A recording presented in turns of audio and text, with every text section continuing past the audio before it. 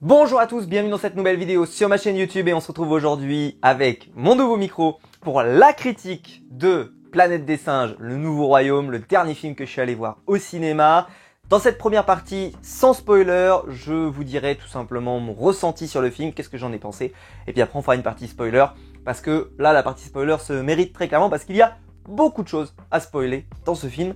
Je me souviens plus exactement de tout ce qu'il y avait dans la bande-annonce, mais de mémoire, la bande-annonce était assez vague au niveau du scénario. Il y avait quand même des jolis plans, c'était pour montrer aussi que on allait se régaler dans le côté de la CGI, vous allez voir, la motion capture, tout ce que vous voulez, etc. Là-dessus, on a été servi. Mais au niveau des enjeux, c'était pas tout à fait clair de mon point de vue, et donc j'avais hâte d'aller voir ce film. Pour moi, d'ailleurs, la saga Planète des Singes est une des meilleures sagas tout simplement du cinéma. C'est une saga, surtout, enfin, en tout cas cette dernière trilogie, a été excellente de A à Z. Alors moi, pour des raisons que je peux pas totalement expliquer, j'aime beaucoup le deuxième, et j'aime bien le troisième, et le premier, je l'aime bien, mais bon, c'est pas mon préféré, mais voilà, c'est une trilogie qui est montée en puissance, et le troisième ne m'a pas déçu à l'époque, et je l'avais trouvé très bon. Alors, on va dire trois choses pour démarrer, c'est que...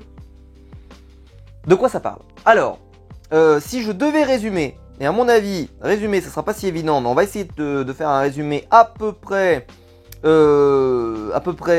correct, d'accord? Alors, normalement, vous avez... On part du postulat, l'histoire de César s'est terminée. Depuis plusieurs générations, son histoire est devenue une légende, un mythe qu'on se transmet plus ou moins, etc. Et on voit ce qu'est devenue la civilisation des singes bien longtemps après.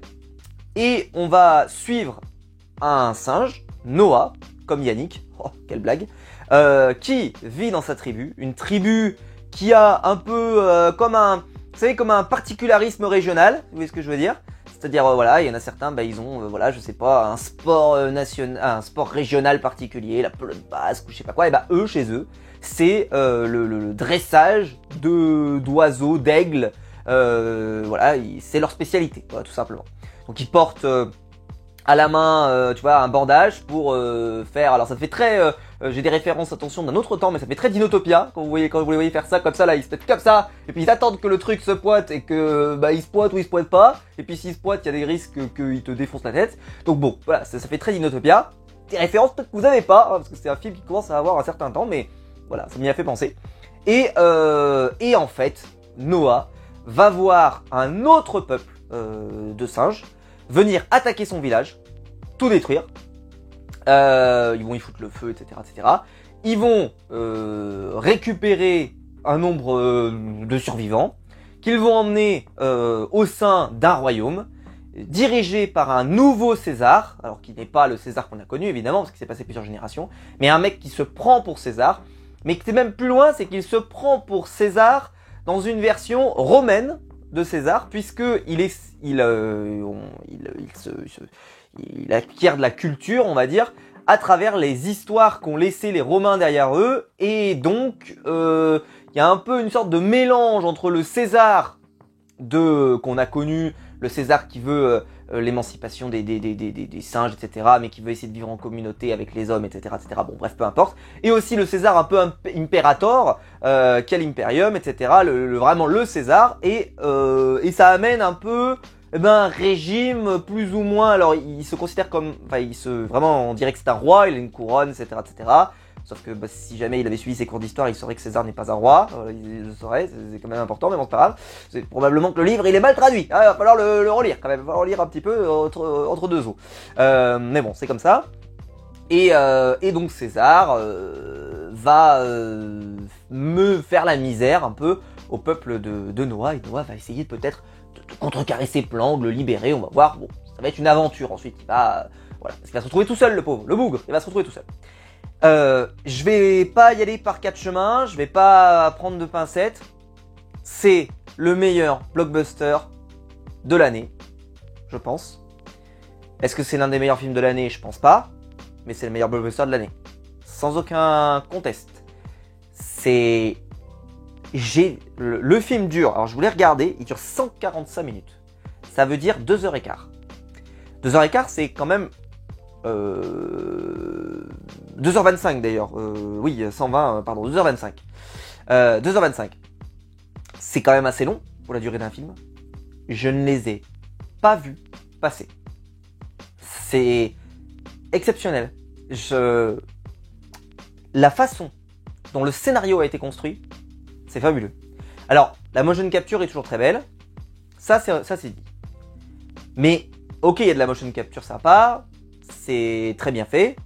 Il faut que ça raconte quelque chose. Et je trouve que là, le scénario, il est d'une exceptionnelle qualité. Alors, ça révolutionne rien. Ça prend beaucoup de trucs qu'on a déjà vus. Un peuple opprimé. Il y a un peu du Roi Lion, un peu de temps en temps, dans ce que transmet le village. Le Noah qui a une sorte de parcours initiatique. Et puis, bah, il se retrouve tout seul. Et puis, il rencontre des gens qui sont pas totalement comme lui, comme vous voyez, comme un facochère et comme Timon, etc. Et puis il revient, enfin, sauf qu'il y a moins d'humour, il y a même un moment où il chante, pour vous dire. Voilà, donc on a un peu de ça.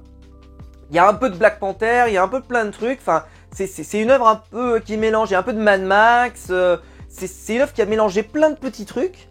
Et en même temps, ça trouve sa singularité parce que ça développe son propre propos au sein de la saga de la planète des singes. Et c'est extrêmement bien fait. J'ai trouvé le personnage de Noah hyper attachant. Il passe beaucoup de temps au début. D'abord, Noah, il est là, voilà, il vit dans son village. Il y a une sorte de rite initiatique, il est obligé d'y participer. Il va faire quelques petites explorations, etc. Bon, peu importe. Il a une amie, un copain, etc. Et ça te donne du gras à ce personnage. Et on prend du temps. Et ben, on prend du temps et c'est pas grave. On prend du temps pour le construire, pour construire ce village, pour construire ses traditions. C'est incroyable, vraiment. Mais c'est beau de voir que au cinéma, on peut se permettre de prendre du temps. Alors il y a souvent quand même des moments un peu speed, des coups où t'as ton cœur qui monte un peu, mais vous passez par toutes les émotions dans ce film et ça c'est formidable. Et puis après donc Noah va vivre un instant de crise comme je vous expliquais tout à l'heure, et la suite va être un voyage avec Noah dans lequel j'étais mais totalement dedans, avec des personnages hyper attachants qu'il va croiser sur sa route, un vrai enjeu aussi. Et si vous avez pas forcément de bons souvenirs ou de souvenirs de la saga précédente, c'est pas grave, parce que les personnages n'en ont pas non plus. Pourquoi? Parce qu'en fait les personnages, vu que César est devenu une sorte de légende, une sorte de mythe, un peu comme un mythe religieux d'une certaine manière, hein, vraiment, c'est-à-dire on s'y réfère, mais ça a tellement vieilli qu'on peut presque transmettre ses paroles et comment on pourrait dire ça, les changer ou en enlever du sens ou le perdre ou autre, etc. Qu'en fait, vu que eux sont perdus aussi, c'est pas très grave si vous maîtrisez pas totalement l'histoire de César parce que eux non plus ne la maîtrisent pas de toute façon. Donc c'est pas si grave. Même j'ai envie de dire, si vous n'avez jamais vu la saga de César et que vous voulez commencer par celui-là, c'est très bien. Vous inquiétez pas, vous serez pas perdu. Vous avez un bandeau au début qui vous explique un peu l'origine, voilà, ce qu'a laissé César derrière lui, etc. Vous avez un petit bandeau noir, ça vous suffira pour vous remettre dedans. Et après, de toute façon, c'est l'histoire de Noah et c'est ça qui compte. J'ai trouvé que le film nous a fait passer par toutes les émotions. Il y a eu de l'action, donc ton cœur monte un peu. Il y a eu de l'émotion, il y a eu du drame, il y a eu de la joie, il y a eu de l'épique, il y a eu... franchement, j'étais... il y avait même de la rage, quoi. C'est-à-dire que quand t'as un personnage qui arrive à repousser l'un des siens ou qui arrive à se reprendre et tout, c'est génial. Et puis Noah est un personnage, vraiment, c'est un héros comme on n'en fait plus forcément dans les films aujourd'hui. C'est un héros qui... voilà, il va avoir des difficultés, il va avoir beaucoup de choses à remonter, à surmonter, et il va essayer, il va avoir des contre-performances, il va y avoir des moments où il va y avoir des petits instants émotions, et puis qui vont être vite cassés par un moment de drame, et puis on revient, et puis on repart. Bref, c'est un film qui va vous faire passer par toutes les émotions. C'est vraiment une merveille, je ne peux que vous le conseiller. Je pense que vous verrez pas mieux cette année en film de blockbuster, mais comme souvent quand c'est la planète des singes, c'était souvent, quand c'était Suprématie, les gens le disaient aussi, et ben celui-ci c'est le cas également. Le méchant est hyper intéressant, charismatique, les humains, il y en a quelques-uns dans le film, sont très intéressants, il y en a deux notamment qui ont de l'épaisseur, et je trouve que une est très intéressante et l'autre, ce qui rajoute au film est très très bien et montre toute la diversité, tout le panel de ce qu'on peut voir dans l'esprit humain et dans l'esprit des singes qui ont gagné en humanité. Vraiment c'est formidable. On voit évidemment hein, que les singes sont devenus des humains, hein, donc voilà. Donc ils traitent les humains comme un peu des sauvages qui parlent pas vraiment, etc. Et c'est très intéressant, c'est beau de voir cette mise en abîme, parce que c'est vraiment, je trouve, une mise en abîme de la société humaine qui a eu lieu il y a très longtemps. On a fait, je rappelle que l'humain a fait de l'esclavage, a fait plein de choses, etc. Je trouve ça très beau.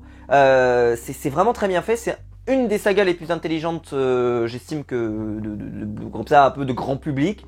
C'est vraiment indispensable. Je pense que vous verrez pas mieux au cinéma dans cette période, donc foncez le voir.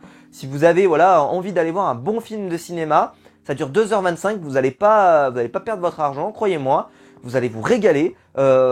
C'est très. Alors, par contre, je le dis, la musique est pas excellente. Je trouve qu'elle est souvent ratée. Voilà, pas très.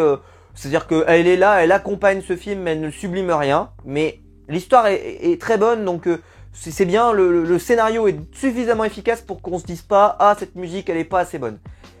Les plans sont pas incroyables. Je trouve pas qu'il y a des plans magnifiques et sublimes. Par contre, ça reste une prouesse technique. C'est un film technique. C'est un film. Voilà, tu te dis qu'est-ce qui est fait en vrai, qu'est-ce qui existe vraiment? Est-ce qu'il y a beaucoup d'images de synthèse? Est-ce que vraiment c'est plutôt bien fait? Il y en a où on voit, notamment dès que le singe va hyper vite, on voit que d'un coup on perd je trouve que dès qu'on rajoute de la vitesse à fond, on peut perdre en qualité, mais bon c'est comme ça. La motion capture c'est toujours aussi bluffant, notamment sur le visage, sur les expressions du visage. Ces singes, tu vois, ils ont ces expressions de visage qui sont hyper travaillées et ça c'est formidable. Le film est excellent. Voilà, le film est excellent. Il tient toutes ses promesses. Foncez le voir, c'est formidable. Ah ouais, c'est génial. Et puis en plus vraiment le fait que ça démarre, que ça prenne son temps au début pour vraiment nous présenter cette tribu et qu'après il y a un gros drame, vraiment on te le marque le drame, on te marque ça avec des événements marquants et qu'après t'es cette deuxième partie qui part pas tout de suite dans il va y avoir la révolte, etc. Non, il y a aussi un parcours, aussi on apprend des choses, on découvre des choses sur le parcours. Comme je vous l'ai dit, un petit côté roi lion, hein, je peux pas vraiment pour moi, je sais peut-être que je vais mettre ça en titre de la vidéo, je sais pas moi, le roi Noah ou j'en sais rien, faut que je trouve une façon de peut-être, alors qu'il va pas finir roi du tout, hein, donc il y en a qui pourraient dire c'est du spoil, non, c'est pas spoil, il y a rien de tout ça, il y a pas de ça là-dedans, c'est pas la question de qui, un peu comme dans le royaume d'ailleurs, où t'as un mec qui veut détrôner un autre, etc. C'est pas le cas, c'est pas du tout ça, c'est pas l'enjeu, mais c'est dans le sens de, il y a vraiment ce côté, je pense que j'écrirais peut-être le roi lion d'ailleurs, parce que c'est le côté où tu as un personnage qui va vivre un parcours, qui va s'épaissir à minute après minute, qui va gagner en connaissance. C'est un singe assez intelligent et qui va au contact de gens qui sont différents, parce qu'il va rencontrer un singe qui est différent, il va rencontrer d'autres personnes qui sont différentes. Et c'est formidable. Voilà, vraiment, je peux que vous le recommander. Foncez le voir. Je pense que vous verrez pas mieux dans cette période. Voilà, il y a quelques légers défauts, mais je suis obligé de spoiler pour le raconter, donc je vais m'arrêter là. Je voudrais pas vous raconter trop de l'histoire, mais vraiment c'est une merveille. Ah, je suis sorti de là, j'étais grisé. Je le trouvais tellement exceptionnel ce film. Bravo. Ah, franchement, c'est formidable, formidable. Merci. Quand Hollywood peut produire des trucs pareils, on peut les remercier. Le dernier film que je suis allé voir, hein, c'est Godzilla contre Kong. Forcément, tout de suite, ça pique un peu. L'écart était immense, hein, on va pas se mentir, en termes de qualité, de scénario de base, quoi. Et là, il y a un vrai propos, il y a un vrai truc. Foncez voir ça. Formidable.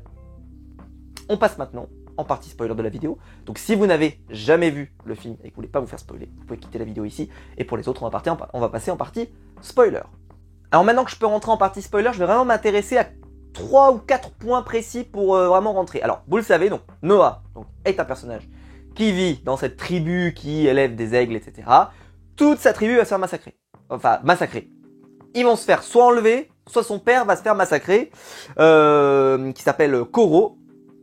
Et on va le dire clairement, c'était génial de voir cette tribu se faire marcher dessus comme ça, parce qu'ils se font marcher dessus. Hein.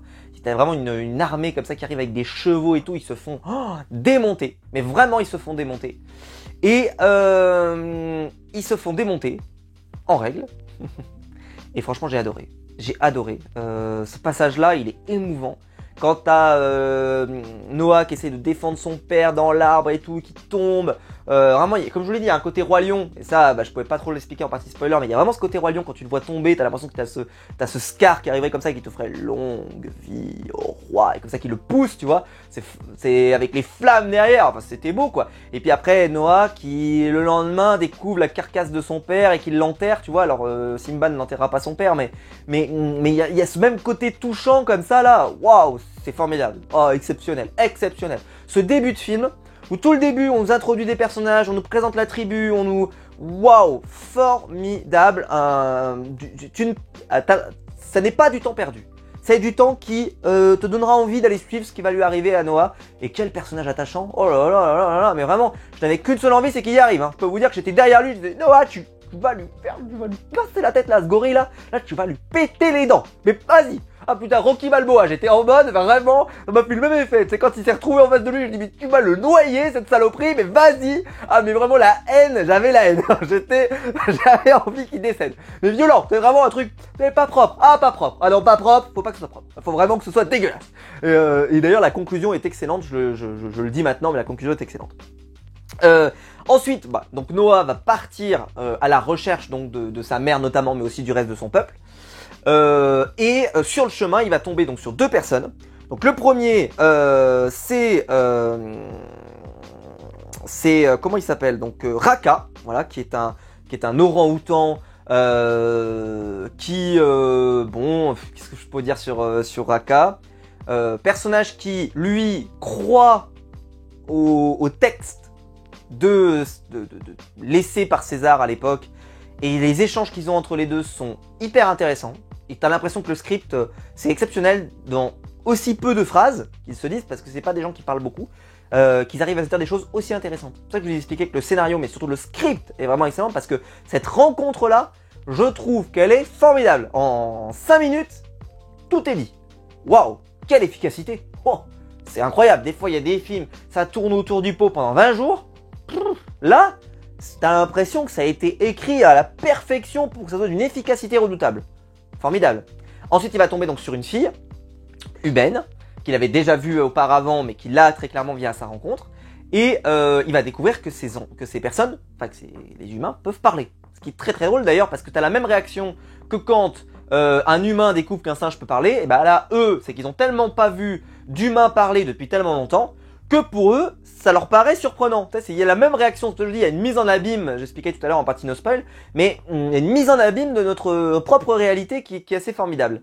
Au final, ils vont tous avancer tous les trois, en ayant un objectif commun, plus ou moins en tout cas, c'est d'aller retrouver ceux qui ont détruit la tribu de Noah, pas forcément pour les mêmes raisons. L'humaine, c'est parce qu'elle veut récupérer quelque chose, on ne sait pas quoi, mais elle évoque juste que ça va remettre la parole. Pas trop ce que ça veut dire. Alors moi j'avais peur, je vais être honnête, j'avais peur qu'elle aille chercher la Bible. Alors je trouvais ça bizarre qu'elle aille chercher un extrait de la Bible pour dire que ça pourrait redonner la parole aux gens parce qu'il y a le côté la parole de Dieu ou je sais pas trop quoi. Je trouvais ça très moyen.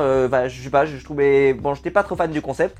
Et donc j'étais content que ça aille pas là-dessus et que ça soit peut-être autre chose, que ça soit plus que ça amène d'autres choses et au final c'était autre chose. Mais pendant un moment j'ai cru que c'était ça parce que je sais pas, elle avait l'air de sous-entendre voilà, que c'était un texte qui allait redonner la parole aux gens. Je savais pas trop ce qu'elle voulait entendre là parce que bah ils peuvent parler donc je comprenais pas totalement les enjeux. Donc est-ce que c'était peut-être pour redonner de l'espoir, enfin je sais pas trop. J'avais pas peut-être la Constitution, tu vois, tu sais retrouver la Constitution des États-Unis, j'en sais rien. Enfin je sais pas, je m'étais mis dans ma tête là, j'étais perdu. Je savais pas trop vers quoi on allait, mais on y allait en tout cas. Parce que je me suis dit tiens peut-être qu'il y a ça, peut-être qu'elle va revenir un peu à Benjamin Gates, tu sais, qui vole la Constitution.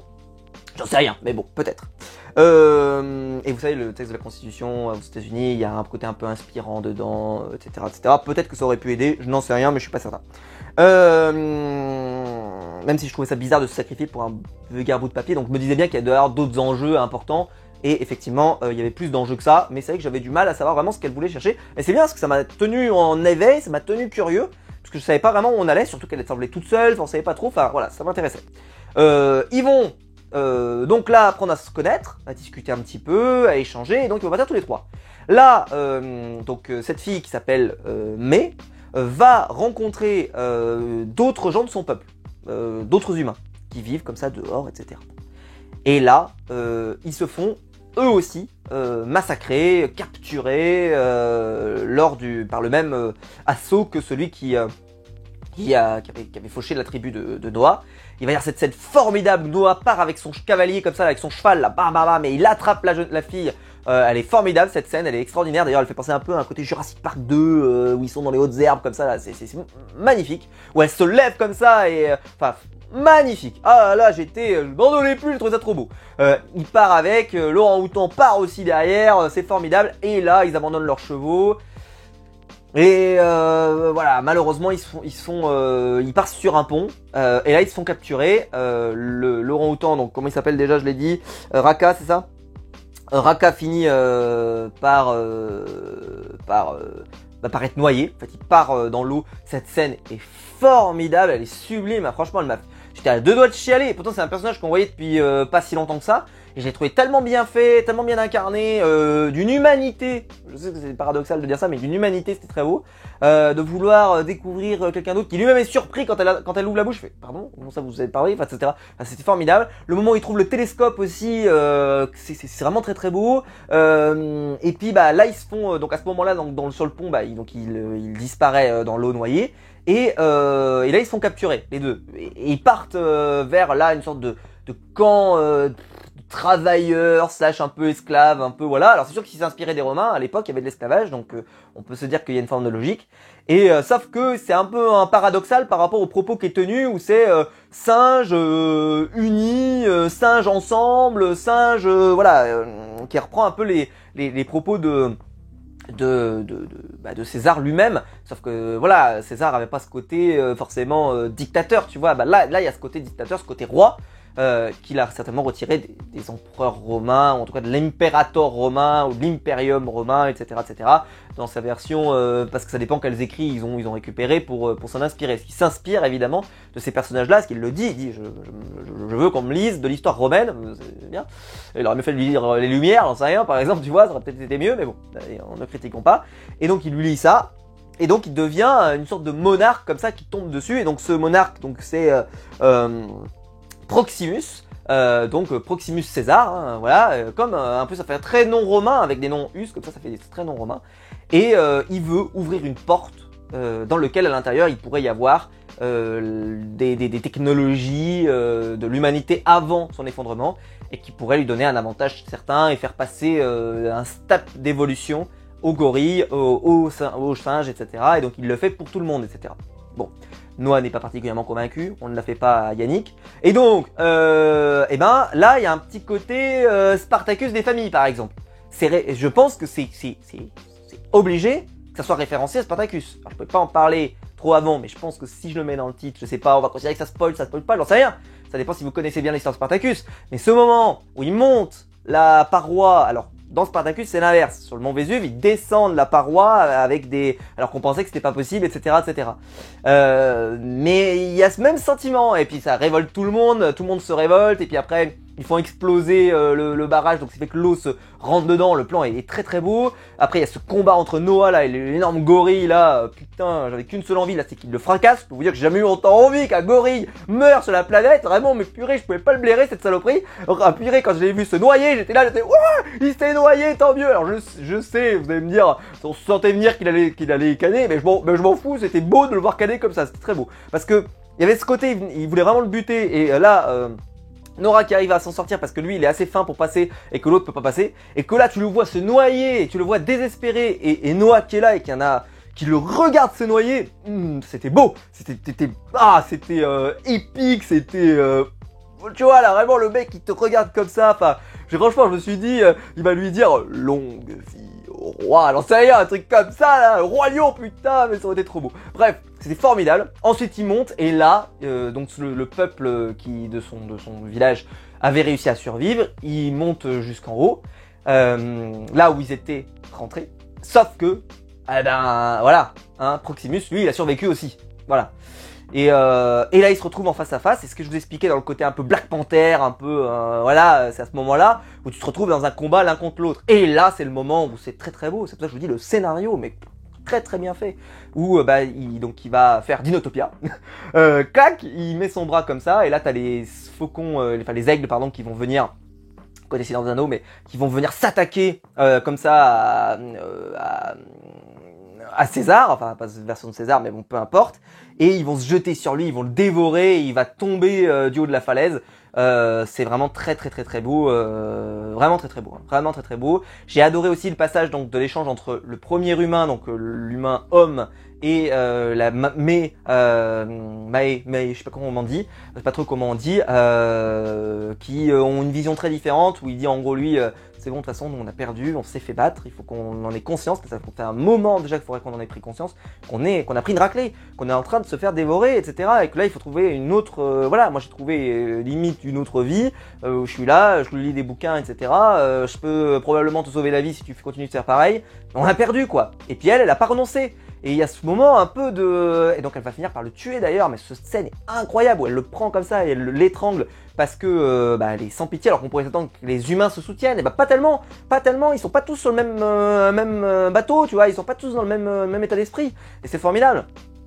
Et puis là, Noah qui prend son peuple et il va pas, par exemple, tu vois, réinstaurer le royaume, etc. Non, il repart dans sa tribu et il reprend sa tribu, ils refont leurs infrastructures, ils reprennent des oiseaux, etc. Et donc on revient au statu quo d'origine, un peu comme dans le Roi Lion, tu sais, où quand il revient dans sa plaine, qui était dans un état lamentable, il la remet dans l'état d'origine, plus ou moins, entre guillemets. Et c'est pour ça que je vous ai dit, il y a vraiment un mix comme ça là de plusieurs films, mais qui fait quelque chose, une expérience, qui ravive plein de bons souvenirs et surtout qui m'a fait vivre une expérience formidable. Que j'ai trouvé formidable. Et puis bon, j'adore Spartacus, donc aussi ça a dû aider. Mais voilà, parce que je me suis dit, franchement, vraiment cette scène m'avait pensé à Spartacus, le côté de, il passe par un endroit qu'on pensait pas possible, etc.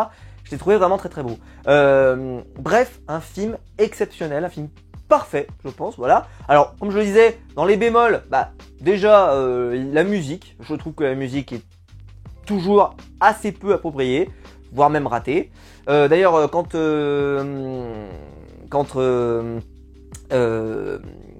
il y a ce moment du duel final et qu'il va se mettre à chanter, c'est très beau, voilà, c'est très sympa. J'ai trouvé que c'était très Spartacus aussi, pareil, poum, poum, comme ça là, vraiment on aurait dit Spartacus, pareil, ça m'a fait penser, vraiment Spartacus quoi, vraiment ça m'a fait penser. Et puis voilà, et j'ai beaucoup aimé, mais par contre voilà, ce que j'ai trouvé peut-être regrettable, c'est que j'ai pas trouvé de plan forcément incroyable. J'ai trouvé que le film était très propre, très bien fait. Mais peut-être que par exemple c'est un film qui est juste très propre, c'est-à-dire que voilà, voilà avec la prochaine capture, comme je l'ai dit, qui est très bien fait, qui est très beau, etc. Je dis pour moi la scène presque que j'ai préférée en termes de rythme, en termes de ce qu'elle m'a apporté, c'est la scène où vraiment on a ce départ de Noah avec son cheval et qui va attraper Mae au vol là, vraiment elle est formidable cette scène, elle est waouh, il y avait mon cœur qui battait quoi, c'était formidable. J'étais vraiment à fond dedans, donc voilà, ça m'a beaucoup plu. Mais par contre, j'ai trouvé que peut-être, voilà, il n'y avait pas forcément une idée de mise en scène forcément extraordinaire partout. J'ai bien aimé la passage où ils sont dans la cabane en feu, pardon, et j'ai trouvé ça très sympa comme ambiance pour installer un combat, comme je vous l'ai dit, quand il tombe comme ça. Et quand il se réveille, il n'y a plus rien. Franchement, je l'ai trouvé très sympa, très stylé la scène aussi. Bref, j'ai beaucoup aimé. Et puis après, il y a la conclusion. Et la conclusion, alors là, est-ce que j'ai aimé, est-ce que j'ai pas aimé? Ça, c'est un peu le grand sujet. Donc, elle a récupéré un objet. Donc, Mae, là, elle a récupéré un objet. Et elle décide donc de retourner voir son peuple. Et en fait, cet objet, c'est une carte de son. Une carte de position satellite, je suppose, qu'elle met à l'intérieur du bunker, et là ça permet au satellite de se réactiver, etc. Alors j'ai envie de dire déjà comment c'est possible que les mecs qui se retrouvent là dans une station, ils ont que la moitié d'un truc qui permet d'actionner les satellites, c'est quand même complètement débile. Quand il réfléchit, je me suis dit c'est d'une stupidité aberrante, sans déconner. T'imagines, t'as créé toute une infrastructure, tout un concept, tout un complexe entier dans lequel si t'as qu'une seule carte, tu peux jamais réussir à l'activer. Enfin bon, je trouverais ça ridicule. Bon bref. J'ai trouvé ça, il n'y a aucun moyen de la court-circuiter, aucun moyen, enfin bon tu vas me dire, il y a beaucoup de systèmes de sécurité, etc. Mais c'est quand même un peu étonnant. J'ai trouvé, en termes de sécurité, je trouve que c'est bon, je sais pas, mais je trouve ça un peu étrange. Et là, d'un coup, ils arrivent à parler avec d'autres gens qui sont dans d'autres, peut-être d'autres bases, peut-être d'autres endroits, et ils sont contents d'entendre quelqu'un d'autre, etc., etc.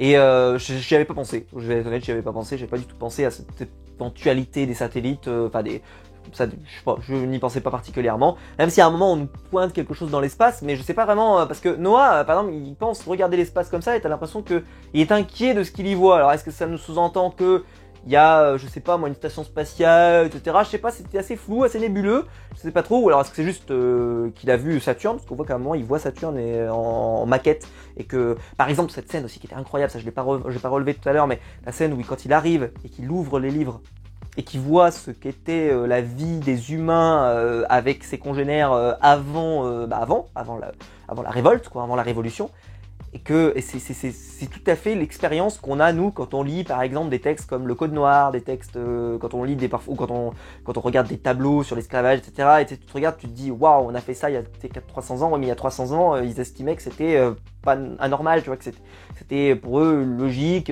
voilà, il n'y a pas mort d'homme, etc. Et puis quand tu y réfléchis avec le temps, tu te rends compte que si, c'est évidemment quelque chose d'horrible.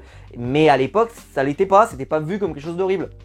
Et on peut remonter à l'esclavage jusqu'au début de l'Antiquité, etc., etc. Il y a eu des choses absolument terribles qui ont été faites. Et c'est pour dire que c'est là que c'est incroyable quand tu vois qu'on peut lire quelque chose, tu vois, là, qui a plusieurs générations, qui a peut-être, le livre, il a peut-être 300 ou 400 ans, j'ai pas trop regardé combien il y a eu d'écart. Et que là, tu regardes, et peut-être 500 ans, et tu vois ce truc-là, et d'un coup, tu vois, ça te choque. Il y a ce côté choquant. Comme quand tu vois certaines photos d'époque où tu vois ce qu'était la femme à l'époque et ce qu'elle est aujourd'hui, tu vois, et tu te dis, waouh, il y a quand même eu un travail d'émancipation de la femme qui est pas fini, mais tu vois, qui a eu une évolution. Et tu pourrais presque faire un peu le même exercice, ou voir des technologies, par exemple, tu regardes, tu vois comment ils vivaient il y a 200 ans ou 300 ans, et tu vois qu'il y avait beaucoup de gens qui mouraient de la peste et autres éléments, et qu'aujourd'hui, on vit jusqu'à plus de 100 ans, et que voilà. Bref, tu vois, tu peux avoir ce genre d'expérience, et ça m'a beaucoup plu, j'ai adoré ce passage, parce que le silence, quasiment il ne parle pas, c'est vraiment un silence, et le silence est suffisant, c'est vraiment très beau, et puis voilà, mais c'est vrai que cette conclusion, et puis donc ils se séparent, donc Mae et Noah, et là elle a je sais pas, elle a son arme dans les mains, et tu sais pas, j'ai pas compris vraiment cette scène. Je trouve que cette scène, elle manque de lisibilité. Est-ce qu'elle veut le tuer? Est-ce qu'elle veut se défendre? Est-ce qu'elle a peur qu'il le... C'est bizarre. Ils ont tissé toute une relation pendant tout le film pour qu'à la fin, t'aies l'impression que rien n'a changé de son côté. Qu'elle est toujours avec une défiance totale avec les singes. Un peu d'une certaine manière, ils sont tous des conquérants, ils sont tous des violents, ils sont tous à vouloir tuer tous les humains, etc.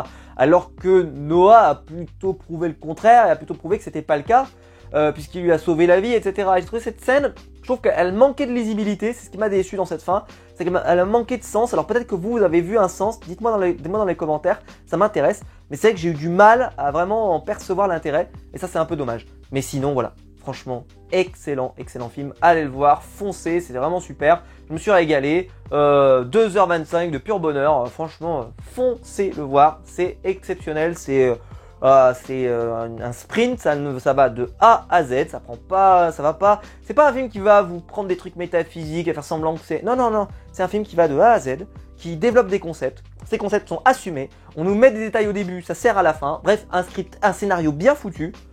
Bah ouais, ça fait des bons films, bah ouais, des acteurs qui, tu vois, il y a une vraie incarnation, il y a un vrai truc, etc. C'est vachement bien fait.